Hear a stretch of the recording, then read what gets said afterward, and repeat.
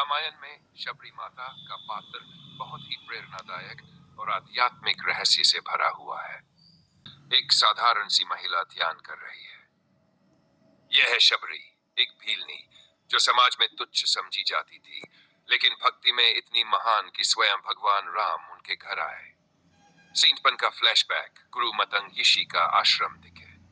शबरी बचपन से ही भक्ति के मार्ग पर चल पड़ी थी। जब वह मतंग यिशी के आश्रम में पहुंची, तब ऋषियों ने उन्हें अपवित्र समझकर निकालने को कहा, लेकिन मतंग यिशी ने उन्हें आश्रय दिया। शबरी ने वर्षों तक गुरु की सेवा की। जब मतंग यिशी ने शरीर त्यागा, तब उन्होंने कहा, शबरी, तेरा उद्धार स्वयं श्री राम करेंगे।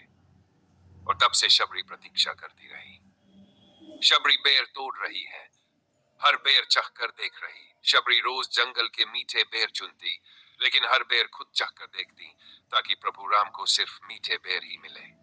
वर्षों बाद वह दिन आया जब श्री राम वनवास के दौरान शबरी के आश्रम पहुंचे। वह दृश्य अद्भुत था। भगवान राम एक भीलनी के झोपड़े में आए।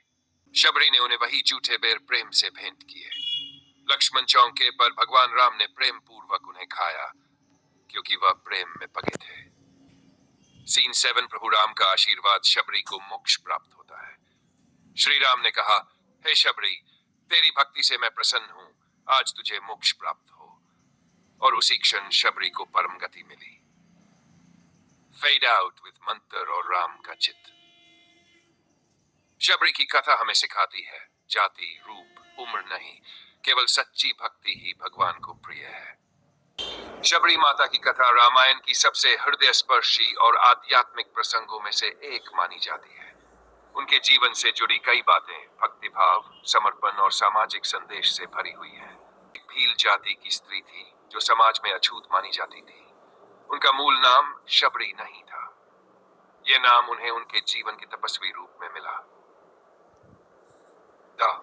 मतंग यिशी की शिष्या, उन्होंने मतंग यिशी को गुरु मानकर जीवन भर आश्रम की सेवा की।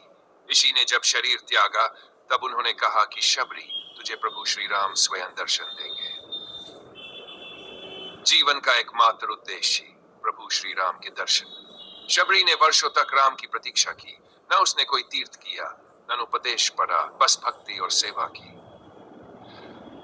प्रेम और भक्ति का प्रतीक। शबरी हर दिन जंगल में बेर तोड़ती थी और हर बेर खुद चखती, ताकि केवल मीठे बेर प्रभु को अर्पित किए जाए।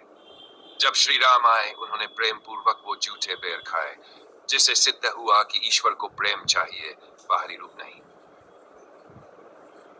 श्री राम का संदेश। श्री राम ने शबरी को सत्य भक्ति का